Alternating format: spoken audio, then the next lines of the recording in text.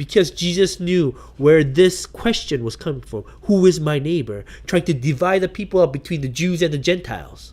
In today's terms, believers and non-believers.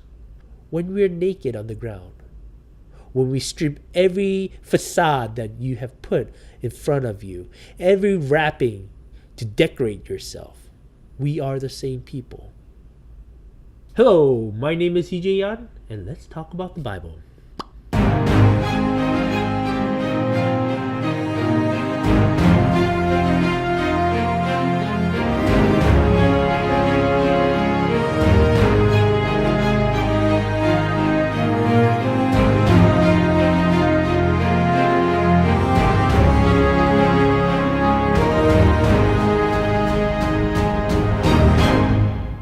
Now, today we're going to conclude the parable of the Good Samaritan today.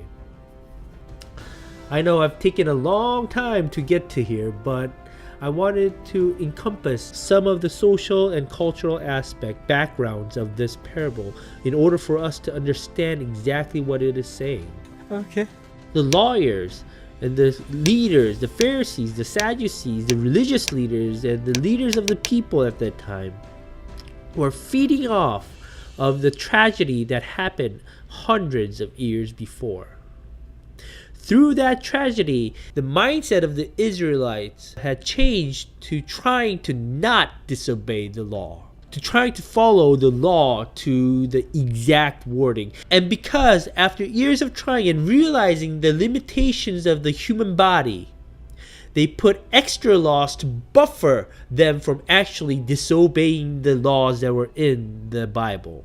In doing so, because of their zealous mind, they put an undue burden on the people. And because of this burden, they felt that they were actually holy, set apart. And because of these burdens and rituals that were ingrained into the lives of the Israelites, they felt that they were chosen, while in fact, God was silent from them for a very, very long time. This sense of holiness, being set apart, allowed them to endure the burden. I think I can. I think I can. And in some cases, it was the other way around. Because of this burden, they felt holy. And the Levites and the priests and the religious leaders and the leaders of the people used this to keep themselves in power. And when Jesus started to do miracles amongst the people, not only Jews, but to the Gentiles also, the leaders felt that they had to intervene, because when the boundaries between the Gentiles and the Jews are removed, their basis for power is removed. And we even see it today. For most of its history, Jerusalem was never the capital of Israel. And because it was the city of David, a lot of evangelicals are saying that it should be the capital of Israel, while in fact, Jesus was talking about how the temple that was in Jerusalem is not important anymore. And it's actually the temple within us that is important. And this concept is apparent through this parable, because Jesus knew where this question was coming from. Who is my neighbor? Trying to divide the people up between the Jews and the Gentiles. In today's terms, believers and non-believers. Trying to separate the two. Trying to divide the two so they could not come together is the goal of a lot of the politicians, a lot of the leaders in our times. But Jesus would not have that, because that's not what God desires.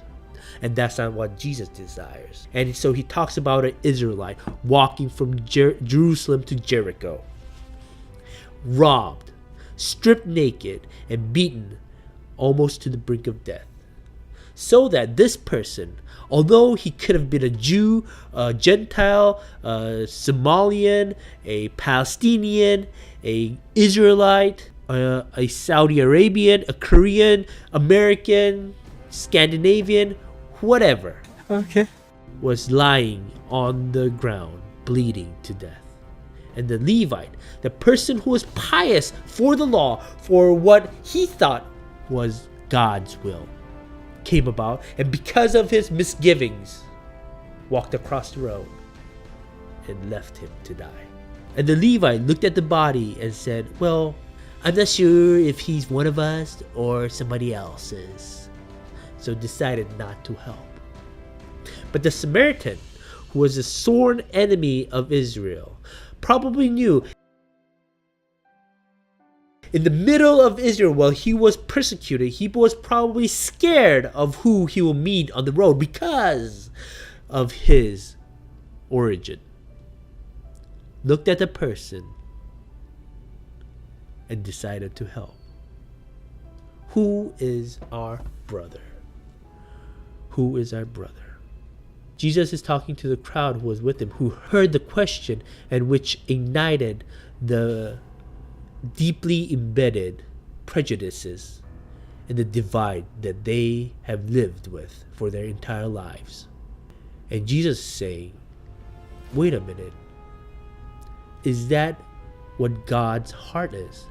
Is that what exactly the law says? And he tells it in this parable.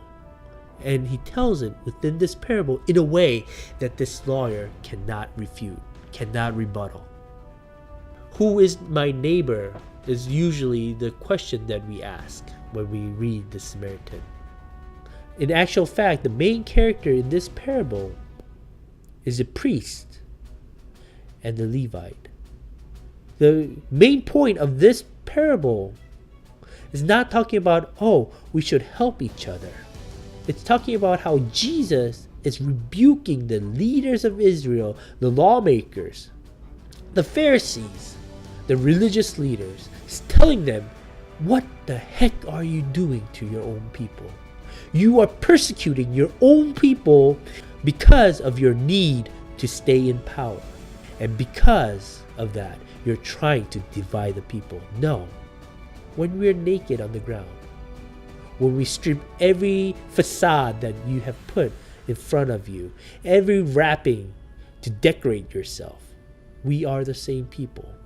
He's telling it to the crowd, hey, we are the same people. He's telling it to the lawmaker, look, watch out. What are you doing? Because who is my neighbor? So I hope you guys enjoy this series. Come along for the ride. Subscribe. Comment below. Hit that like button. I'll tell you again, it's easier than the skip button.